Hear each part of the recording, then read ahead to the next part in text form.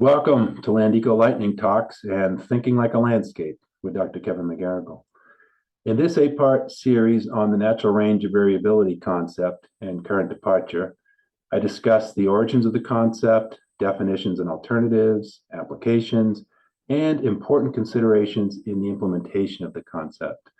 In this talk, part 5 of the series, I'll talk about the importance of scale.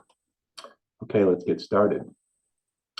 Recall from the previous talk in this series that one of the biggest challenges and the most important decisions one has to make in implementing NRV is the choice of a reference framework.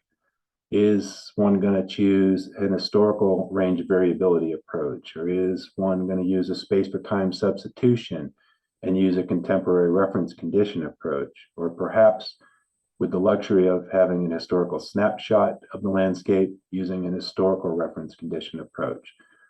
The important thing here is that the choice of reference framework is the most important and first challenge to implementing an HRV or an NRV assessment.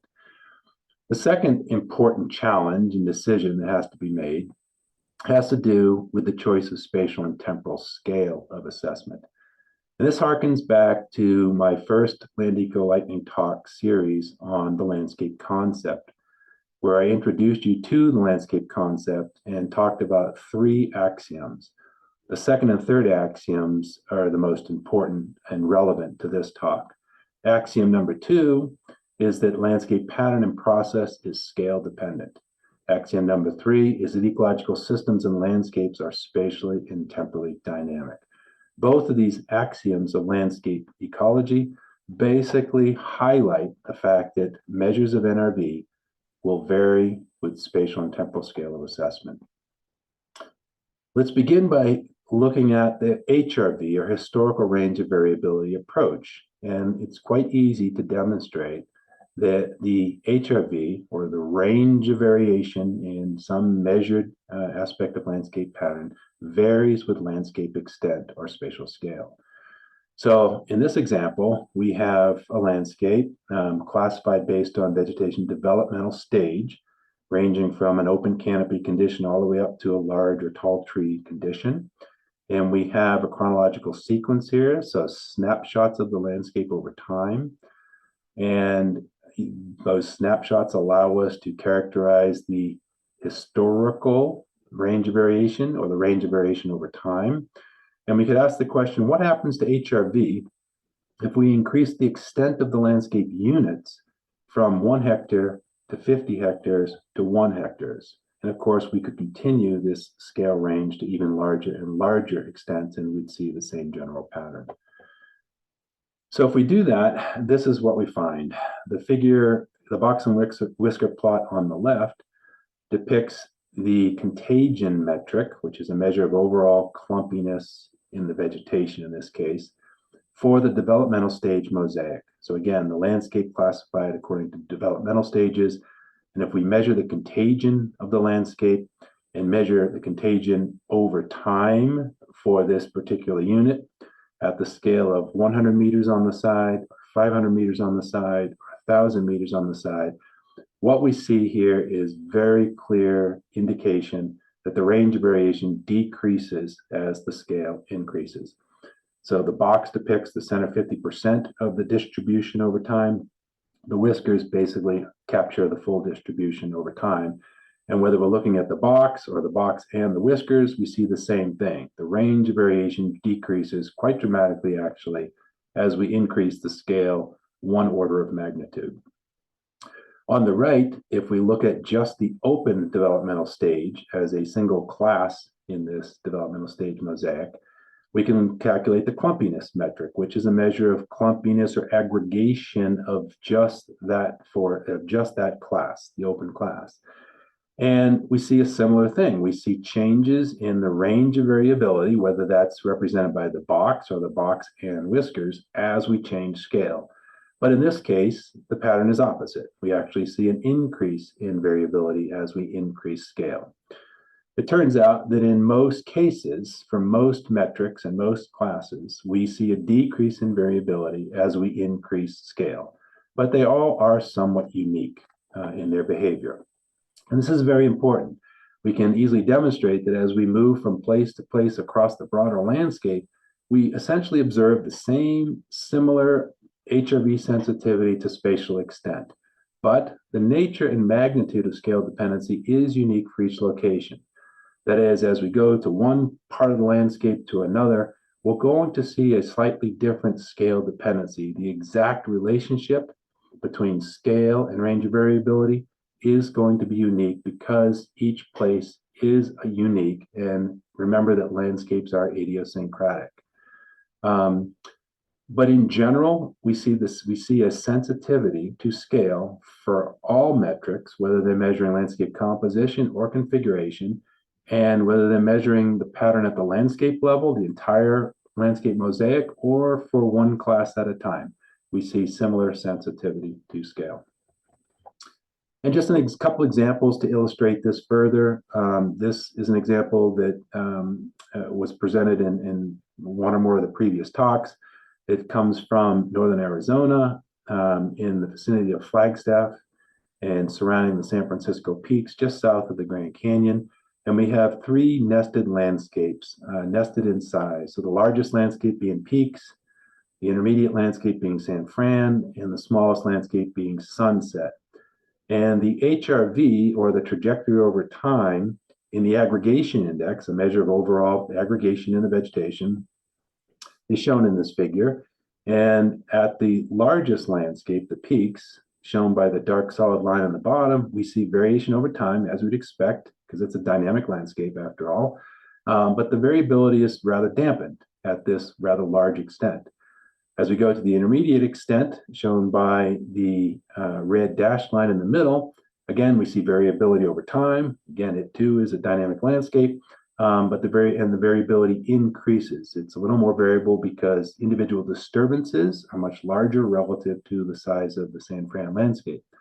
As we go to the smallest landscape, Sunset, shown by the green dotted line, we again see variability over time, as expected, but we also see increased variability over time. And so we see the basic pattern here that I described previously, that as we go from a large extent to a fine extent, the variability increases. Or conversely, as we go from a small extent to a large extent, the variability decreases. This is shown in this example as well from the Oregon Coast Range, an example that was also presented in a previous talk. If we start at the largest scale, the province scale, we see again variability over time because it's a dynamic landscape, but the variability is relatively low. As we move to the next smaller scale, the Siuslaw National Forest, we see again variability over time, and we see much greater variability. As we go to the smallest extent, the late successional old growth reserve, we see variability over time and dramatic variation over time. So once again, as we change the landscape extent from large to small, we see an increase in variability in this measured characteristic, which in this case is the percent of the landscape in an old growth forest condition. So in those examples, we were talking about historical range variability, so holding place constant and looking at variation over time for a given place. We can also look at scale dependency by looking at variation over space for a single point in time, okay? So this is the basis for the historical reference condition, or HRC approach, and the contemporary reference condition, or CRC approach. In this example, we're using the historical reference condition approach, but the same principles apply for the contemporary reference condition approach. So we have a single historical snapshot of this landscape, in this case depicting vegetation developmental stages again. And instead of having a chronological sequence over time, snapshots of this landscape over time to characterize temporal variability, instead, we have a single snapshot and we're going to look at spatial variability. So variation as we move from place to place across this landscape, shown by the sample points in the figure. And we can ask the question, what happens to the historical reference condition variability if we increase the extent of the landscape units at each point from 1 hectare to 100 hectares? And what we see across the board is rather great sensitivity to landscape extent. On the left, we have the developmental stage mosaic as a whole. And on the x-axis, we are looking at changes in scale in the landscape units centered on each of those locations. And we have 6 different landscape metrics. 5 of these are measuring the landscape configuration of the developmental stage mosaic. 1 of these is measuring landscape composition. That is the blue line, the green line that is measuring Simpson's diversity index. But in all cases, what we see is the range of variation in these metrics varies with scale. 5 of the 6 show a decrease in variation with increasing scale, the general pattern that we expect and we see in most cases. But one of these metrics behaves in an opposite fashion. The variability actually increases with scale. And that's because of the nature of that metric. And we won't go into those details here. The important point here is that all of these show a variation with scale. On the right figure, we're looking at just the open developmental stage as a focal class. And we're looking at 5 different metrics. 4 of these deal with the configuration of that class. 1 of them, P-land, deals with the composition of the landscape. But in all cases, we see, again, sensitivity to scale. All of them showing basically a decrease in variability as we increase scale, with the exception of the area CB, that's the coefficient of variation in patch size, has a slightly unique pattern. One thing we find is that that is consistent across classes and consistent across metrics. Why does this happen? Why do we see sensitivity to scale? And in particular, and in general, why do we see a decrease in variability in general as we increase in spatial scale? Basically because of asynchrony and disturbances across larger and larger landscapes, which creates a shifting mosaic and dampens the variability. And that's illustrated in this example. So this is from the San Juan National Forest in Southwest Colorado. And if we look at just the Piedra and the Hermosa districts depicted by the yellow and the pink lines in this figure, and we chart the changes in the percent of the landscape in a spruce fir stand initiation stage of development. So that's essentially an early several stage post disturbance. And we track the changes in that landscape element over time. What we see is the curves are quite variable because, again, this is a dynamic landscape, but that the curves are not in sync. They do not overlay each other. The peaks and the troughs are offset. And this is because while some disturbances are occurring in, let's say, the Hermosa district, the Piedra district may be in a period of recovery following earlier disturbances. And then when the Piedra district gets disturbed, the Hermosa might be in a period of recovery. The key here is that while disturbances are occurring in some part of the landscape, at other parts of the landscape, it's in a stage of recovery. And when you combine these disturbances and recovery together across the broader landscape, they tend to dampen each other out. So the San Juan National Forest is depicted in the dark blue line. You can see the variability there is much dampened.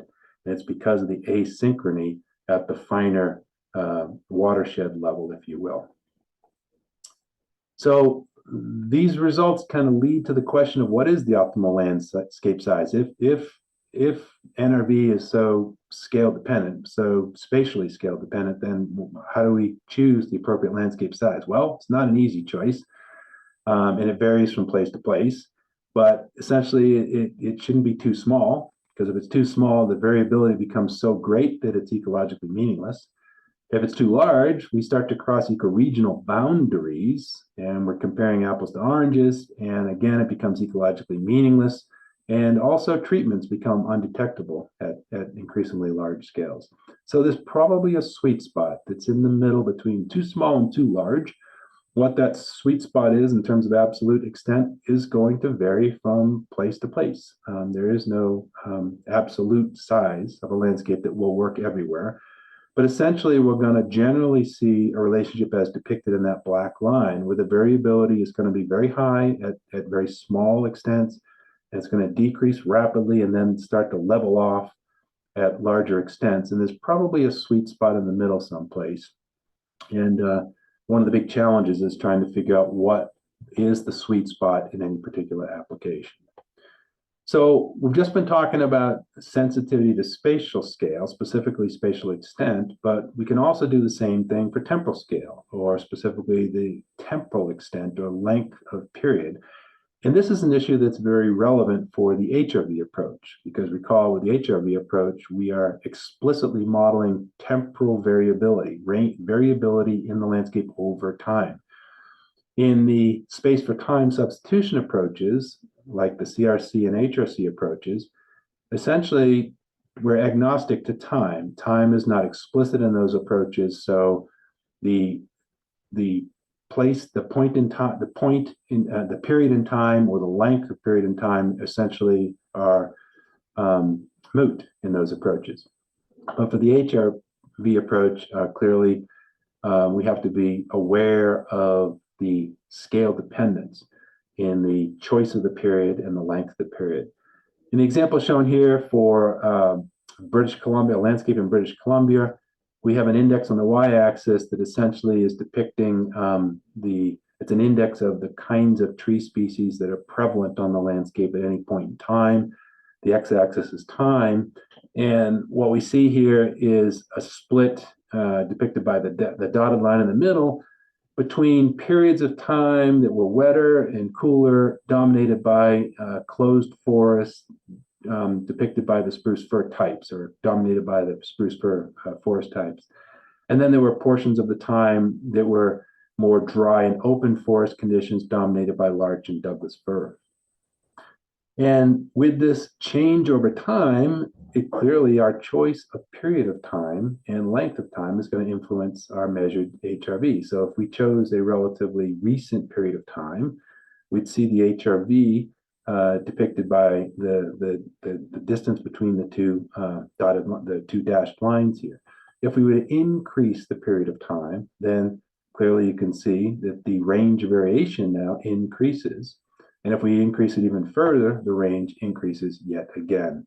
So it's the same kind of relationship we saw with space, that as we change the length of time instead of the spatial extent, but the temporal extent, we see a change in the variability in one or more measured aspects of landscape pattern. Why does this happen? Well, primarily because of climate variability, which largely drives disturbance regimes and thus controls vegetation patterns. Because climate variability varies over time due to long-term climate cycles. So as shown here, if we were to use the period of the Little Ice Age, we'd probably see relatively less variability and vegetation dominated by species that prefer cooler, wetter environments. If we were to choose the medieval warm period, we'd probably see relatively less variability in vegetation dominated by species that like warmer, drier conditions. But if we extend the reference period over both of these periods, then clearly the variation is going to be much greater, because we're going to be encompassing the variability of cool, moist, loving species to warm, dry, loving species. So this leads to the same question: what is the optimal reference period and length? Well, not too recent or short, because if it's too recent, human influence is going to be too great. Not too short, because there may not be enough variability, and thus it may be ecologically meaningless. But we also don't want it to be too distant or too long. If it's too distant, then we may not have enough data. If it's too long, we start to realize biogeographic instability, species range shifts, and ecological relationships breaking down. And thus, for the same reasons, it can become ecologically meaningless. So like with space, there's probably a sweet spot. In most applications, it's probably the pre-Euro-American settlement period, and several times the length of the major disturbance cycle. So usually, one to a few hundred years immediately preceding Euro-American settlement, a period where we oftentimes have enough data to describe the disturbance regime during that period, and it's long enough that we're capturing several disturbance cycles. So I want to finish by just briefly talking about considerations of scale for each of the major NRV reference frameworks that we discussed in the last talk. The first is the contemporary reference conditions, or CRC approach. In this approach, the spatial scale is limited to relatively fine scales. Recall, in our discussion of that approach that for practical reasons, we usually are limited to relatively fine or local scales because it's very hard to find reference sites as the size of the units get larger and larger. So we don't have a lot of flexibility with regards to the choice of spatial scale in a CRC approach. If we use a CRC approach, it's very important to pay attention to consistency or constancy even in the spatial scale of the NRV units. They should be the same. Otherwise, we confound scale with our NRV estimates. And recall in space for time, we have an arbitrary breadth of reference sites that we must choose. And that choice is somewhat arbitrary. And that choice in breadth ends up being confounded with NRV. As we increase the breadth of our reference sites, we're effectively sort of changing the scale. And so we're kind of confounding our arbitrary choice in breadth of reference sites with the NRV that we're trying to describe. And in this approach, temporal scale is actually undefined, and therefore it's ambiguous. So we can't really assign the NRV to any specific temporal scale. And because of the limitation to relatively fine scales and essentially the absence of temporal scale in this approach, multi-scale approaches are really not practical.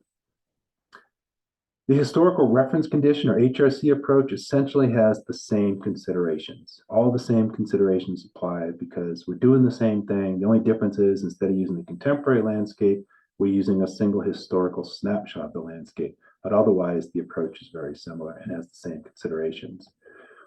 The historical range of variability, or HRV approach, in this case, spatial scale is almost unlimited. It's only bounded by the grain and extent of the simulated data, and that can essentially be almost anything.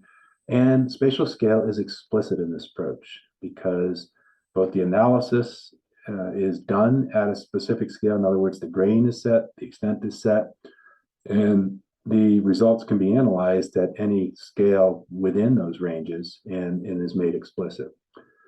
The spatial scale of the NRV units can vary because each unit is compared to itself over time. So we don't have to worry about comparing a unit that differs in size from another unit where we're confounding scale because each unit's going to get compared to itself. So we're kind of always comparing apples to apples. In an HRV approach, temporal scale is explicit because it's defined as the reference period that we're simulating. And in practice, it's usually limited to the pre-Euro-American period of a few hundred years for the reasons I've already talked about. And because we have essentially complete census of data in space and time, because we're using a simulation modeling approach in this approach, multi-scale approaches are feasible. We can characterize NRV at any number of spatial scales using this approach. The last approach, the aspatial historical range variability approach, well, you may recall that it is not spatial, therefore spatial scale is not explicit, and thus spatial scale is ambiguous. We can't say what the scale is. Similarly, temporal scale is not explicit, and thus it too is ambiguous. And of course, because neither space or time is explicit, multi-scale approaches are not feasible. So again, in this approach, it's very difficult to decide or to interpret what the NRV estimates mean because we can't assign them to a specific scale in space or time. And as we've shown, that's critical.